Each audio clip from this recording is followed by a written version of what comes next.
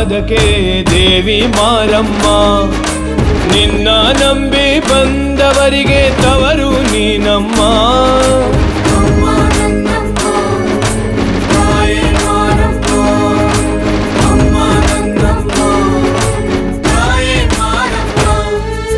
ಬೇಡುವ ಮೊದಲೇ ಮನವನ್ನು ಅರಿತು ವರವ ಕೊಡುವ ದೇವಿ.